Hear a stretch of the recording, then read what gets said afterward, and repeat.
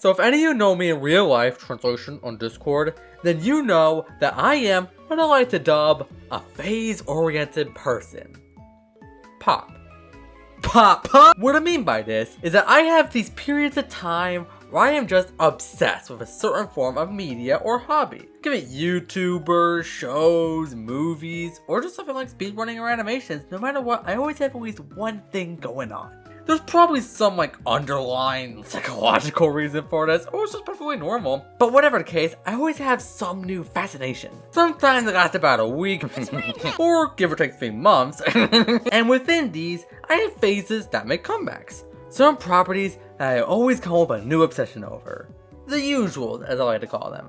These can include SpongeBob, Total Drama, or, as of recent, TomSka.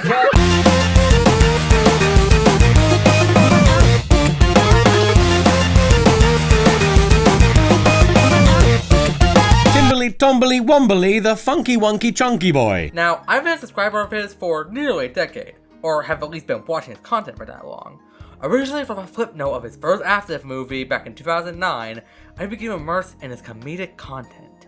Sure, like most, I came for the funny white guys and the other animations. Such a great animator he is, by the way. But at around 2016, with the release of Confessions 3, I started to get into the other funny white guys on his channel. And quickly thereafter, his sense of humor, timing, and writing started to influence me greatly.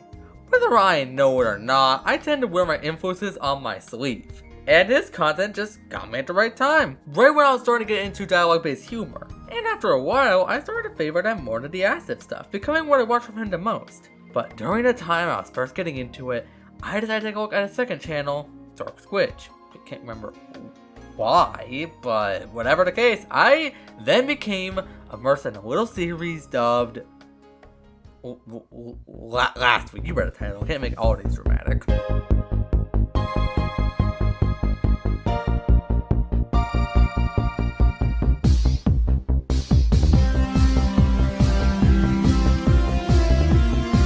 Now, something I never realized about myself is that I like vlog content. Something about seeing my favorite channels just go unscripted and about their daily lives captivates me. Hell, it doesn't even have to be from a channel I know if this shit's anything to go by. My friends, here is the game plan.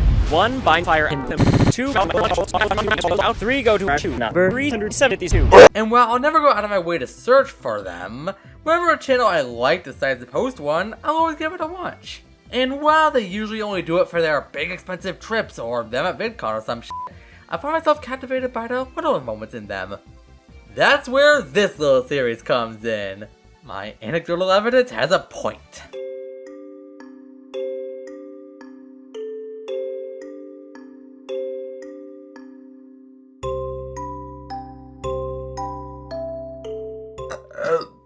Great way to start your recording, Aloda. Professionalism? Could it be me? If I were to describe this series as one thing, it'd be cozy. Whenever I tuned into an episode, I'd always get invested in Tom's daily life. Whether it be him going to big events or cons, him at the office sticking around with Eddie or Elliot, or just him rambling, I always seem to be put at ease. Especially whenever I'd be in my lazy days, or just Biden. Throat goat my time. That's when the little parts of his life or his rambles become the most comforting. Like, even the seemingly big YouTuber man could have his depressive days. Now, I'm not depressed yet, but it still helps to know that even big shots like him can have these struggles too. Fuck you, 2022 Lord of Arena. You know I can't sit up straight. You know this! And I even relate to stuff beyond that. I like the brief glimpses of him or Eddie writing up jokes and scripts, his anxieties about posting shit, or him hanging around the house. Each episode seems to have just one thing to latch onto. Something else I also enjoy watching are behind the scenes videos. I always enjoy seeing shit like outtakes or on-set banter, but I feel like the series takes it to a step further and takes you inside the entire process. The idea of it, the writing, the producing, the editing, and the post-upload anxieties. All of it is shown more or less of each video he released on TomSka from 2016 to early 2018. It really does feel like I've read alongside him making it, and maybe the benefit of hindsight adds to this, but it's still a blast to rewatch. In fact, watching the behind the scenes enhances some sketches by taking us inside the process of making it. And lastly, one of my favorite aspects of this show is seeing how each of the 3 members of the crew came out of it. Now, I realize that these are real people and I'm not trying to touch personalities or character arcs like they ain't. But even with that in mind, it's hard not to see how much these guys have changed given the 2 years. Tom became more personal and down to earth with his community. This is quite evident in the first episode, where he thought he needed to have this more professional setup, but later got the hang of the vlogging lifestyle. Eddie had popcorn, and then he ate it.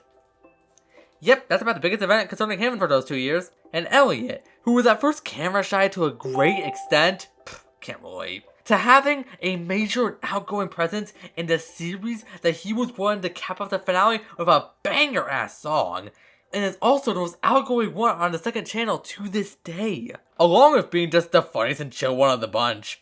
And again, I'm not trying to dehumanize these guys by saying this, but the growth they had throughout the series at least made watching it from beginning to end a journey for me. With the benefit of hindsight, of course.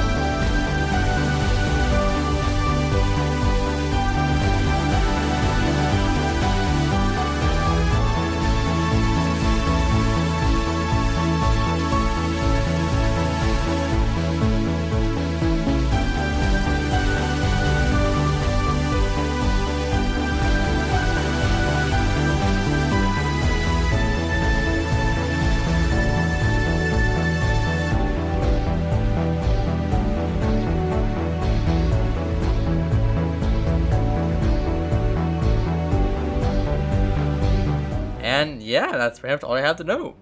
This one's a little on rambly, shorty McShort side, I know, but I just really wanted to give this series something, as it really helped me out when it was released. And it's still one of my favorites to look back on.